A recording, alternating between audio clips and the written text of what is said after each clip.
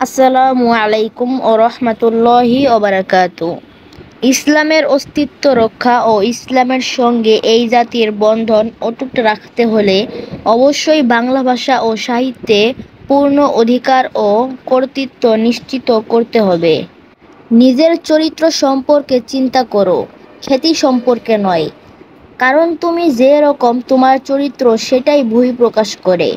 লোকে তোমার সম্পর্কে কী ভাবে সেটা নয়। এবং অতীতের চিন্তায় কখনো বন্দী হয়ে থেকো না, বরং ভবিষ্যৎ গড়ার কারিগর গড়ো। যদি একটি ডিম বাহিরের শক্তি দ্বারা ভাঙে তবে ভিতরের জীবন কুসুম নষ্ট হয়ে যায়।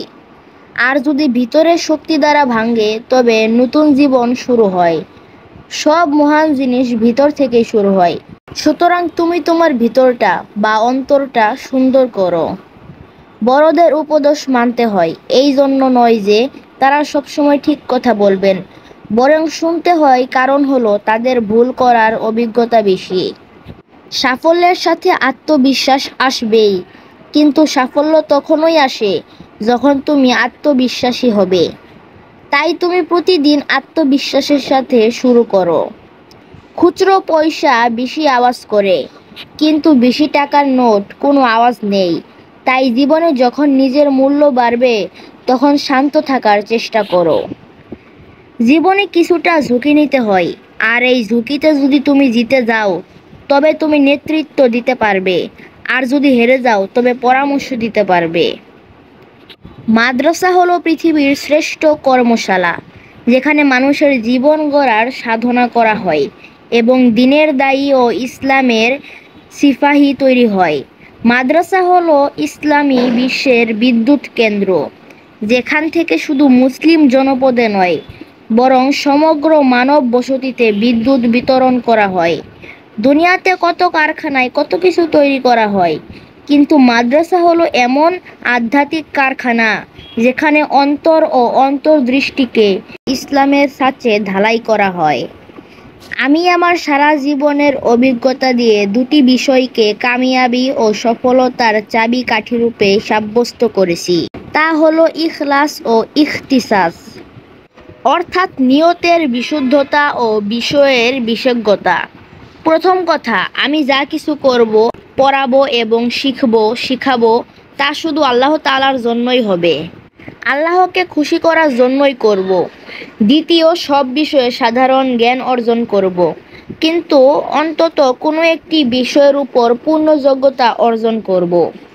ইখলাস ও ইখতিসাস এই দুটি বিষয় তালিবুল ইলমের সেই ডানা, যার দ্বারা আমাদের কওমি মাদ্রাসায়ের শিক্ষার্থীরা ঊর্ধ্বাকাশে উড্ডয়ন করতে পারে।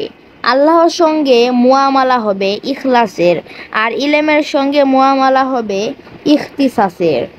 আল্লাহ তাআলা যোগ্যতার মাঝে স্বভাবগতভাবেই আকর্ষণ ও বিকাশের গুণ রেখেছেন। তোমার মাঝে কোনো বিষয়ের গুণ থাকবে, আর মানুষকে তা আকৃষ্ট করাবে না, তা হতে পারে না। তদুরূপ তোমার মাঝে ইখলাস থাকবে আর আল্লাহ তাআলা তোমার জিম্মাদারি নিবে না, তাহা হতে পারে না। জামানা এখন নতুন খালিদ বিন ওয়ালিদ ও নতুন আবু উবাইদা ইবনুল জাররাহ এর অপেক্ষায় রয়েছে।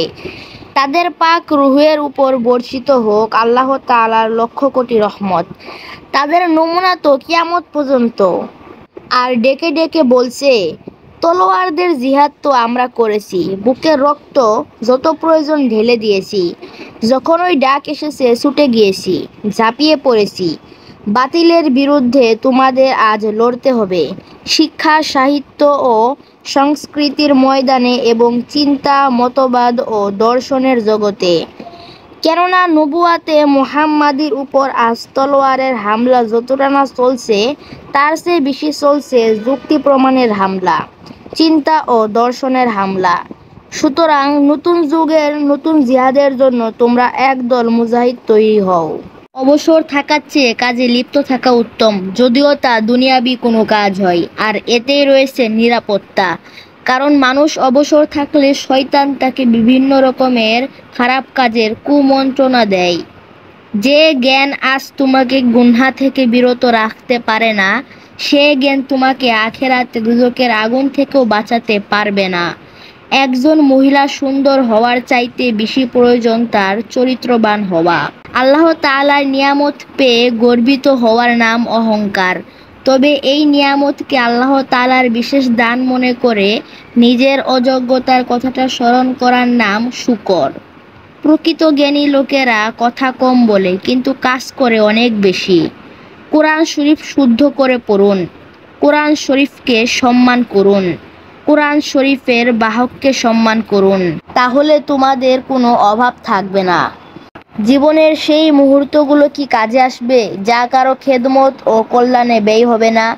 যদি কারো খেদমতে জীবন অতিক্রান্ত হয় তবেই আমি ধন্য। জ্ঞান মুমিনের হারানো সম্পদ। যেখানেই পাবে সেখান থেকেই তা সংগ্রহ করবে। হে উঁচু অট্টালিকায় অবস্থানকারী, সতর্ক হও। অতি সত্বর তোমাকে মাটিতে দাফন করা হবে।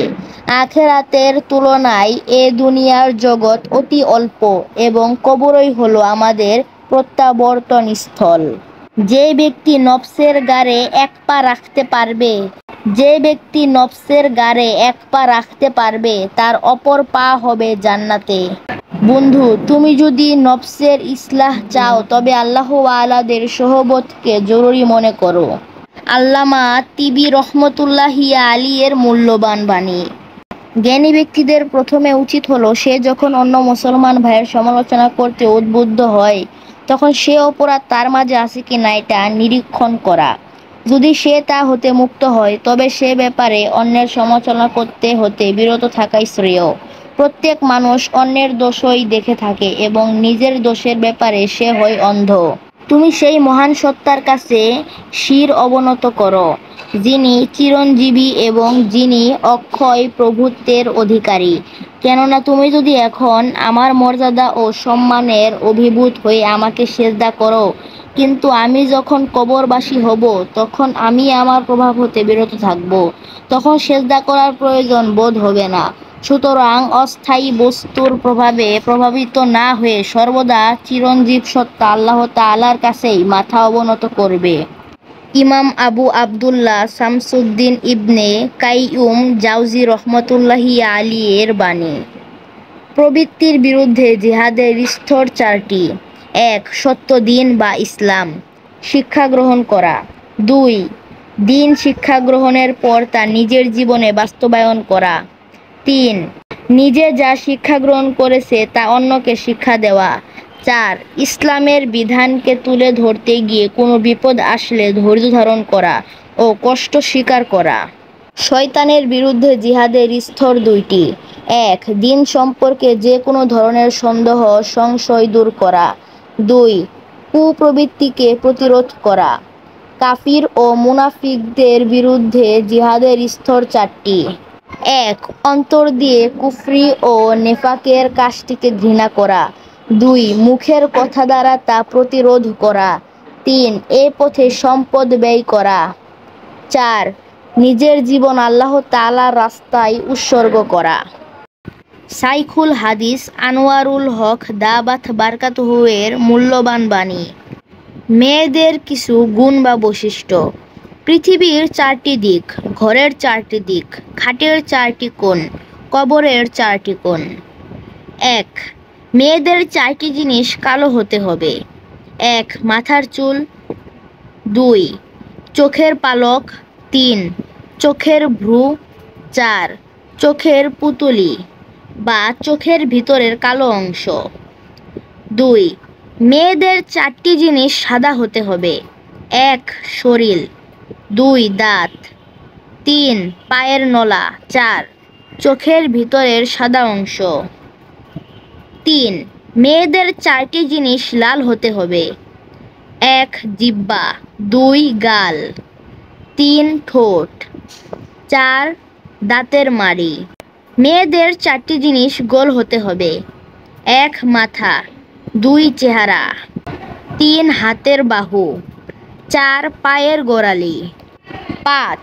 মেয়েদের চারটি জিনিস লম্বা হতে হবে। ১. দেহ। ২. হাতের আঙ্গুল। ৩. গাড়। ৪. চুল। ৬. মেয়েদের চারটি জিনিস প্রশস্ত বা বড় হতে হবে। ১. কপাল। ২. বুক। 3. চোখের অবস্থান। 4. রান। উপরোক্ত বিষয়গুলো মূলত হাদিসের যুগ বা অংশ, তবে সবগুলো একত্রে কোনো হাদিসে নেই। কোনো হাদিসে একটি, আবার কোনো হাদিসে দুটি বর্ণিত আছে। এগুলোকে একত্র করা হয়েছে। ছোট আমলকে ছোট মনে করে ছেড়ে দিতে নেই, কেননা বড়রা ছোট আমল দিয়েই বড় হয়েছেন। তুমি যখন আলোর দুনিয়ায় থাকবে তখন দুনিয়ার সব কিছু তোমাকে অনুসরণ করবে, কিন্তু যখন তুমি অন্ধকারে প্রবেশ করবে তখন তোমার নিজের ছায়াও তোমাকে অনুসরণ করবে না। জাহেল বা মূর্খ 2 প্রকার। 1. জাহেল বা মূর্খ ওই ব্যক্তি যে জানে না এবং মানেও না। 2. সবচেয়ে বড় জাহেল বা মূর্খ ওই ব্যক্তি যে জানে কিন্তু মানে না। দ্বীনি আমলের ক্ষেত্রে তুমি তোমার বড়দের প্রতি লক্ষ্য করবে, যারা আমল বেশি করে, তাহলে তোমার আমল বাড়বে। আর দুনিয়ার দিকে তোমার নিচের স্তরের মানুষের দিকে তাকাও, তাহলে তোমার শুকরিয়া বাড়বে। আল্লাহ তাআলা পাপীর দ্বারাও দ্বীনের কাজ নেন, সুতরাং যারা দ্বীনের কাজ করে তাদের এই ধারণা করা ঠিক নয় যে সে আল্লাহর ওলি হয়ে গেছে। মানুষ যখন ঘুমায় তখন ঘুম তার কাছে 3 ভাবে আসে। প্রথমে মানুষের চোখে ঘুম আসে, যাকে সিনাতুন বলে। দ্বিতীয়ত, অতঃপর মানুষের মাথায় ঘুম ভার করে, যাকে নুফাস বলে। তৃতীয়ত, অতঃপর মানুষের পুরো শরীরে ঘুম ভার করে, যাকে নাউমুন বলে।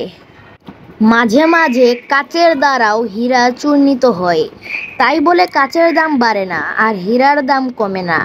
কাচ কাচই আর হীরা হীরাই থেকে যায়। এখন কোনটা কাচ আর কোনটা হীরা তা বোঝার দায়িত্ব আপনার। কাজেই কখনো কখনো জ্ঞানী লোকও মূর্খ মানুষের কাছে হেরে যায়। তার মানে এই নয় যে মূর্খ লোকটি বড় আর জ্ঞানী লোকটি ছোট হয়ে গেছে। বড় সবসময় বড়ই থাকে। তোমরা ইতিবাচক কথা বলো, নেতিবাচক কথায় বন্ধু ও শত্রু হয়ে যায়। যারা নামাজে গাফেল তাদের চেহারা বিকৃতি না হলেও অন্তর বিকৃত হয়ে যায়। আল্লামা আবু তাহের মিসবাহ সাহেব দাওয়াত বারকাতুহু এর নসিহত।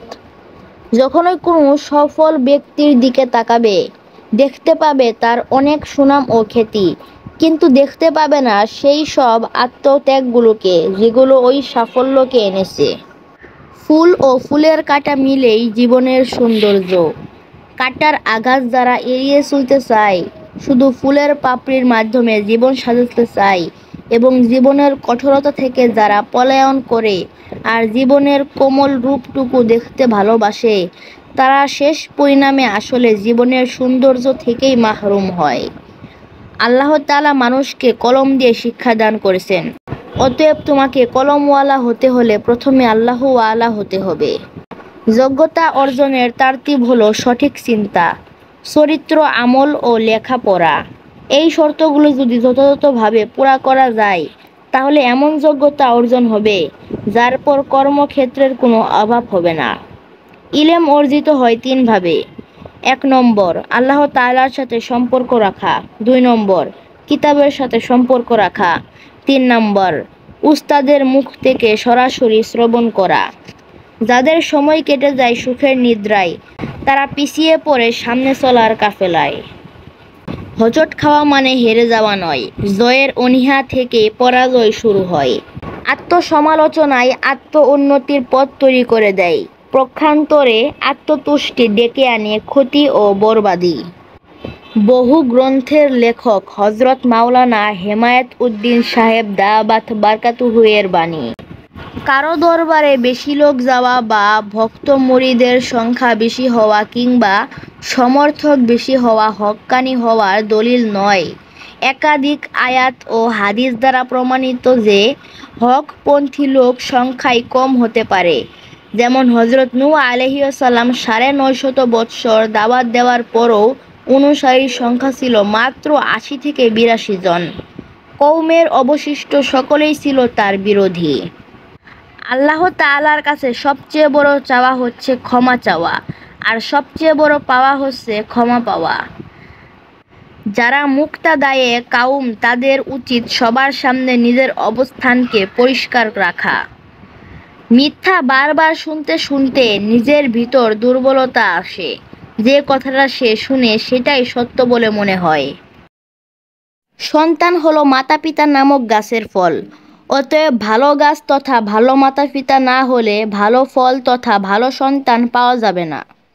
নির্বিচ্ছিন্নতাভাবে মানুষ যেমন হাসতে পারে না, তেমনি 24 ঘন্টা লাগাতার কাঁদতেও পারে না। উভয়েরই সমন্বয় থাকতে হয় জীবনে। দুঃখ কষ্ট পরিশ্রম ও সাধনার ধারাবাহিকতার মাঝে থাকতে হয় সুখের একটু অনুভূতি। জীবনে মাঝে মধ্যে বৈচিত্র্য আনতে হয়, হাসতে হয়, বুকটা হালকা করতে হয়, একটু আনন্দ ফুর্তি করতে হয়, সুখ ও সৌন্দর্য অনুভূতি করতে হয়।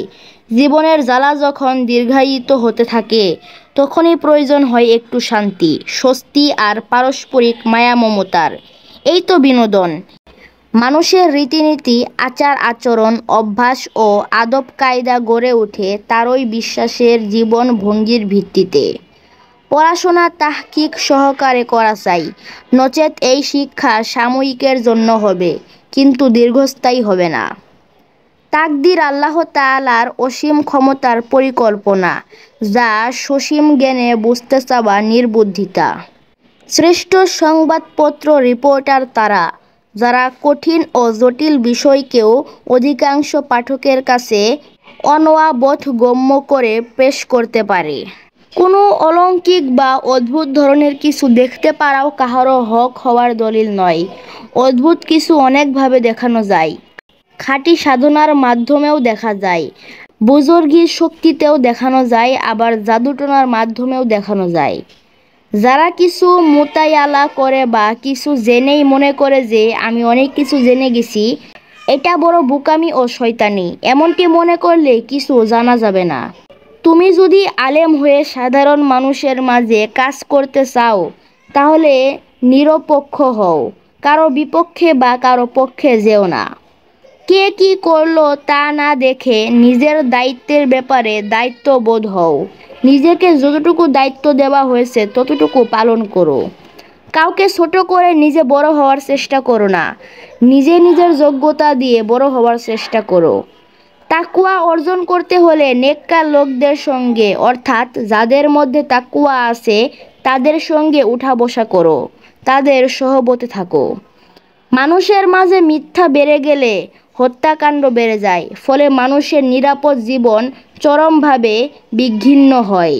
ক্ষমতাশালী হয়ে শক্তি ও শাস্তি প্রয়োগ করে অন্যের উপর নির্যাতন নিপীড়ন চালানো থেকে বিরত থাকো। প্রখ্যাত আদিব হজরত মাওলানা শফিউল্লাহ ফুয়াদ সাহেব দাওয়াত বারকাতুহু এর নসিহত। একটি পরীক্ষা খারাপ হলেই মুসুরে পড়বে না, পরের পরীক্ষাগুলো ভালোভাবে দাও। তুমি যদি পড়াশোনায় অভ্যস্ত না হও, তবে সমস্ত কর্মকাণ্ডে জামাতের আদর্শবান ছাত্রের অনুসরণ করো, এতে তোমার মাঝে তাদের ইতিবাচক প্রভাব পড়বেই। জামাতের সবাই তোমার সহপাঠী, তবে বন্ধু তারাই যাদের চেতনা ও লক্ষ্যের সাথে তোমার চেতনা ও লক্ষ্যের মিল রয়েছে। পরীক্ষা জীবন নয়, জীবনের একটা ক্ষুদ্রাংশ মাত্র। একটা পরীক্ষা খারাপ হলেই জীবন বরবাদ হয়ে যায় না। সহপাঠী মানেই বন্ধু নয়। সুসম্পর্ক থাকবে সবার সাথে, কিন্তু বন্ধুত্ব হবে তাদের সাথেই যাদের চেতনা ও লক্ষ্যের সাথে তোমার মিল রয়েছে। হজরত মাওলানা নিয়ামত উল্লাহ আল ফরিদি দাওয়াত বারকাতুহু এর নসিহত। ইলমে ওহী বুকে ধারণ করে টাকার কাছে কখনো মাথা নত করা যাবে না। আবজাদের হিসাব অনুযায়ী হাসাদ শব্দ এর পরিমাণ হলো ৭২, আর হাদিস শরীফে আছে, হজরত নবী করিম সাল্লাল্লাহু আলাইহি ওয়াসাল্লাম বলেন, আমার উম্মতের মাঝে মোট ৭৩টি দল হবে, যার ৭২টি জাহান্নামে যাবে আর একটি জান্নাতি। হাসাদ শব্দ দিয়ে সেটাই বোঝানো হয়েছে। মানুষ দুনিয়াতে আসার পর সর্বপ্রথম যেই গুনাহ করেছে তা হলো হাসাদ, আর এই হাসাদ সর্বপ্রথম সংগঠিত হয় কাবিলের মাধ্যমে। ঊর্ধ্বজগতে সর্বপ্রথম যেই গুনাহ সংগঠিত হয়েছে তাহা ছিল হাসাদ বা হিংসা বা অহংকার, যা হয়েছিল ইবলীসের মাধ্যমে। দুনিয়াতে দুটি গুনাহ মারাত্মক। এক, দুনিয়ার মোহাব্বত, অর্থাৎ মালের মোহাব্বত, মান সম্মানের প্রতি মোহাব্বত। দুই, ক্ষমতার লোভ। আল্লামা মহিউদ্দিন খান সাহেব দাওয়াত বারকাতুহু এর নসিহত। সূর্যের 4টি বৈশিষ্ট্য ও আলেমের 4টি দায়িত্ব। 1. সূর্য উদিত হওয়ার সাথে সাথে দুনিয়াতে তার আলো ছড়িয়ে পড়ে। তেমনিভাবে একজন আলেম ইলম শিক্ষা করার সাথে সাথে তার আমলের মাধ্যমে ইলমের নূর ছড়িয়ে পড়ে। 2. সূর্য প্রত্যেকের ঘরে ঘরে সমানভাবে আলো পৌঁছায়, আর আলেম তার ইলমকে প্রত্যেকের ঘরে ঘরে সমানভাবে পৌঁছায়। 3. সূর্য যখন উদিত হয় তখন আলো ছড়িয়ে পড়ে এবং অন্ধকার দূর হয়ে যায়, আর আলেম যখন ইলম শিক্ষা করে তখন ইলমের দ্বারা নূর আসে এবং জাহালত দূর হয়ে যায়। 4. সূর্য দুনিয়াতে নিঃস্বার্থভাবে আলো পৌঁছায়, তাই আলেম তার ইলমকে নিঃস্বার্থভাবে সকলের কাছে পৌঁছাবে। মুসাফির বা প্রবাসী ব্যক্তি স্বীয় ভূমিতে প্রত্যাবর্তনের আশায় যেমন সেখানে বাড়ি ঘর করে না, কারো সাথে গভীর প্রেম মহাব্বত করে না, কারণ সেখানে তার অবস্থান হচ্ছে ক্ষণিকের, অচিরেই তাকে ফিরে যেতে হবে নিজের দেশে। তেমনিভাবে এই পার্থিব জগৎটাও ক্ষণিকের জন্য, একদিন তোমাকে এখান থেকে বিদায় নিতে হবে। তাই দুনিয়ার প্রতি আকর্ষিত না হয়ে স্থায়ী আবাসভূমি তথা আখিরাতমুখী হতে হবে। বরং তার চেয়ে একটু অগ্রগামী হয়ে বলা যেতে পারে যে, মুসাফির তো ক্ষণিকের জন্য হলেও অবস্থান করে, কিন্তু আখিরাত যাত্রীকে হতে হবে পথিকের ন্যায়, সেখানে বিশ্রাম করার কোনো সুযোগ নেই। আল্লামা মুফতি ফয়জুল কারীম দাওয়াত বরকাতুহু এর স্মরণীয় বাণী। মানুষ যখন ঈমান হারায় তখন শান্তিও হারায়। আর যে ব্যক্তি ধার্মিক জীবনযাপন করে না তার দুনিয়ার জীবনের কোনো মূল্য থাকে না। আর যে ব্যক্তি দিনহীন বা ধর্মহীন জীবনে সন্তুষ্ট হলো সে তো ধ্বংসকে নিজের জীবনের সঙ্গী বানিয়ে নিল। মানুষ মৃত্যু থেকে বাঁচতে চেষ্টা করে, অথচ মৃত্যু থেকে বাঁচা সম্ভব নয়। আর মানুষ জাহান্নাম থেকে বাঁচার চেষ্টা করে না, অথচ জাহান্নাম থেকে বাঁচা সম্ভব। ক্ষমতার লোভ ও মৃত্যুর ভয় থাকলে ইসলামী হুকুমত কায়েম করা সম্ভব নয়। হাওয়াই ভাষা, আগুন ও পানির উপর দিয়ে হেঁটে যাওয়া কামালিয়তের আলামত নয়, বরং সুন্নতের খেলাফ কোনো কাজ না করাই হলো কামালিয়তের আলামত। পারলে না যা রাখতে তুমি নিজের মনের সিন্ধুকে, থাকবে না তো গুপ্ত কভু, কইলে তবে বন্ধুকে।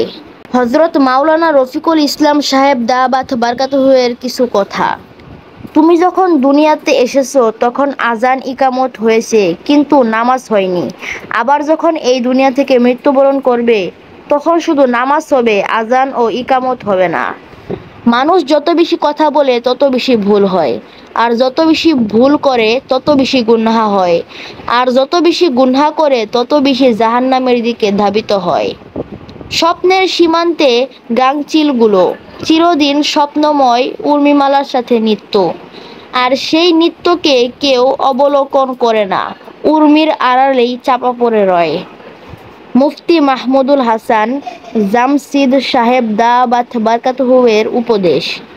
পাখি যখন জীবিত থাকে তখন সে পিঁপড়া ভক্ষণ করে, আর যখন পাখি মরে যায় তখন পিঁপড়া তাকে ভক্ষণ করে। সময় আর পরিস্থিতি যে কোনো সময় বদলাতে পারে, তাই জীবনে কখনো কাউকে দুঃখী ও অপমানিত করো না। আজ হয়তো তুমি শক্তিশালী, কিন্তু সময় তোমার চেয়েও শক্তিশালী।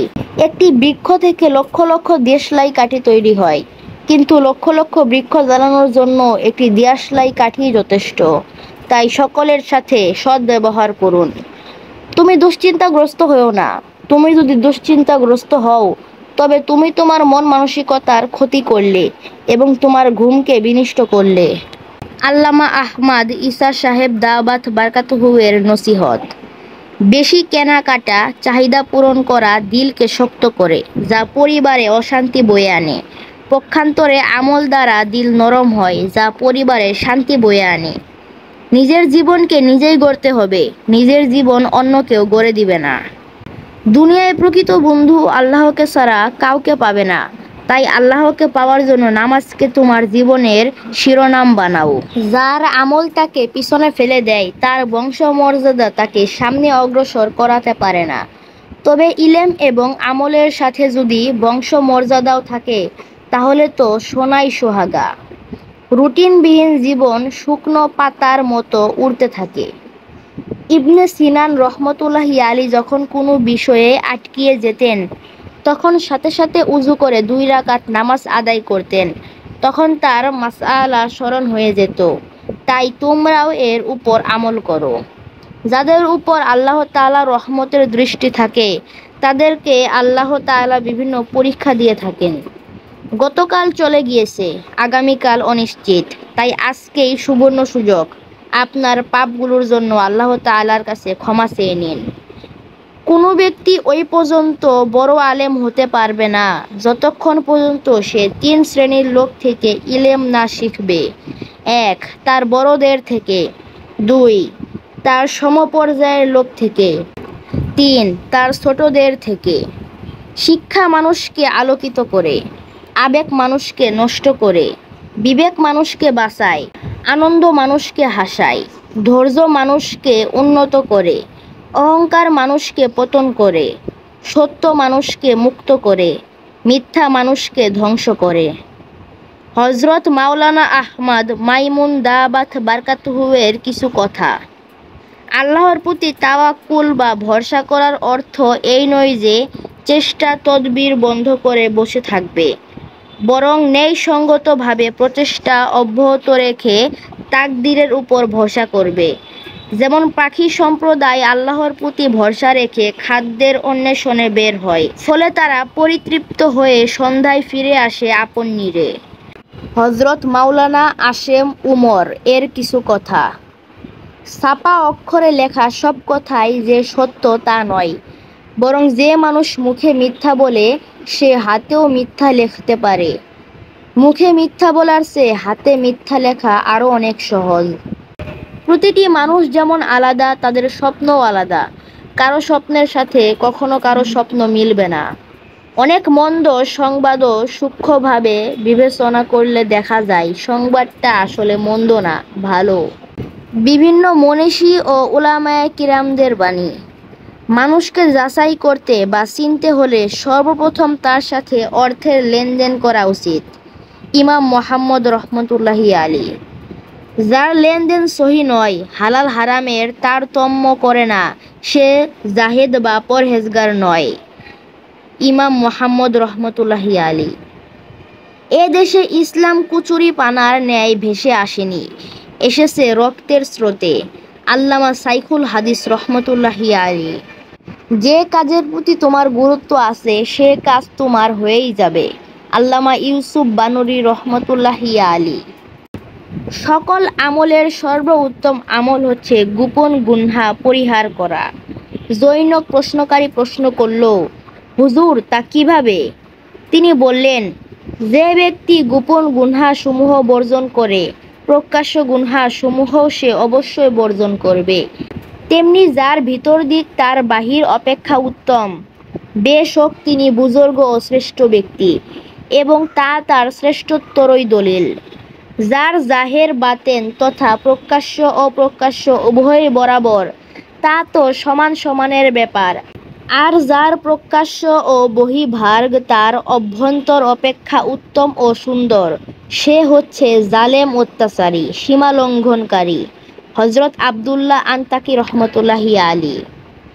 বারংবার নতুন করে নেক নিয়ত করো, কারণ যাতে করে রিয়া তোমার এই নিয়তের অভ্যন্তরে প্রবেশ করতে পারে না।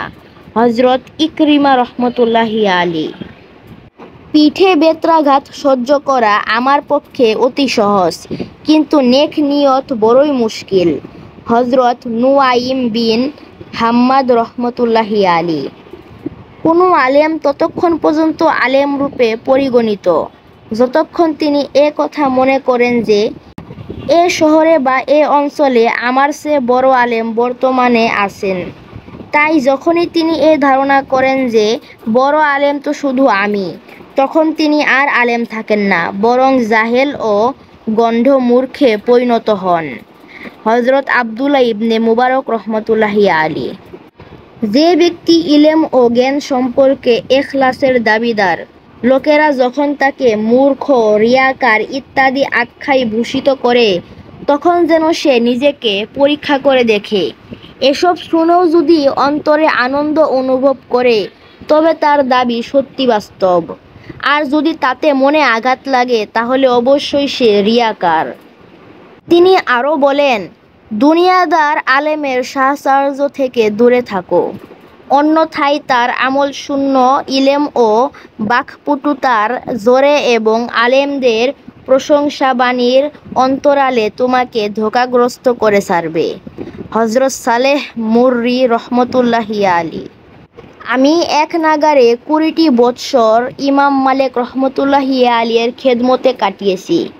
তার মধ্যে 18 বছর শুধু আদব আখলাক ও শিষ্টাচার শিখেছি। অবশিষ্ট 2 বছর ইলমে দ্বীন অর্জনে ব্যয় করেছি। হায় আফসোস, আমার সেই শিষ্য জীবনের পূর্ণ সময়টি যদি আদব ও শিষ্টাচার শিখায় ব্যয় করে দিতাম। হজরত আব্দুর রহমান ইবনে কাসেম রহমতুল্লাহি আলী। আল্লাহ পাক জৈনক নবীর প্রতি এই মর্মে ওহী পাঠালেন যে, তুমি তোমার উম্মতকে বলে দাও তারা যেন তাদের আমলসমূহ আমার কাছে গোপনে গোপনে প্রেরণ করে, আমি তা প্রকাশ করব। হজরত ইউসুফ বিন আসবাত রহমতুল্লাহি আলী। নেক কাজের জন্য গোপন জায়গা বেছে নাও, যেভাবে পাপাচারের জন্য গোপন স্থান খুঁজে বেড়াও। হজরত জুবাইর ইবনে আওয়াম রহমতুল্লাহি আলী। কোনো পীর যখন মিথ্যা জুহদ ও বুজুর্গির দাবিদার সাজে তখন শয়তান তার চতুর্পার্শ্বে নৃত্য আরম্ভ করে এবং তার প্রতি বিদ্রূপের হাসি হাসে। হজরত বিলাল বিন সাদ রহমতুল্লাহি আলী। কোনো মুসলিম যে কোনো কাফেরকে তার কোনো চারিত্রিক সৌন্দর্যের জন্য ভালোবাসলে আল্লাহ পাক সেজন্য তাকে পুরস্কৃত করবেন। অনুরূপ কোনো নেক ব্যক্তির প্রতি তার কোনো অন্যায়ের দরুন ঘৃণা পোষণ করলে সেজন্য তাকে পুরস্কৃত করবেন। হজরত মুহাম্মদ বিন হানাফিয়া রহমতুল্লাহি আলী। অন্তরের সংশোধন, পরিগঠন, পরিমার্জনের জন্য নেককারদের সাহচর্য এবং তাদের কর্মাচরণ, চরিত্র ও জীবন পদ্ধতির প্রতি গভীর নজর দান বড়ই উপকারী। তেমনি ফাসেক পাপাচারীদের সম্পর্ক, সাহচর্য ও তাদের কর্মকাণ্ডের প্রতি দৃষ্টিদান অপেক্ষা অন্তরের অধিক ক্ষতিকারকও আর কিছুই নাই। হজরত আহমদ ইবনে হারব রহমতুল্লাহি আলী। শব্দহীন হাসিতে দাঁত দেখা গেলেও তা সীমালঙ্ঘন নয়। ওই পোশাক বা নিশ্চিতভাবে অপচয় মুক্ত যা শুধু সতর ঢাকবার প্রয়োজন পূরক ও শীত গরম প্রতিরোধক। ওই খাওয়া খাদ্যও অপচয় মুক্ত যা ক্ষুধা নিবারণ করে কিন্তু উদরপূর্তি সীমানার কম থাকে। ওয়াহব বিন ওয়ারদ রহমতুল্লাহি আলী। আসসালামু আলাইকুম ওয়া রাহমাতুল্লাহি ওয়া বারাকাতুহু।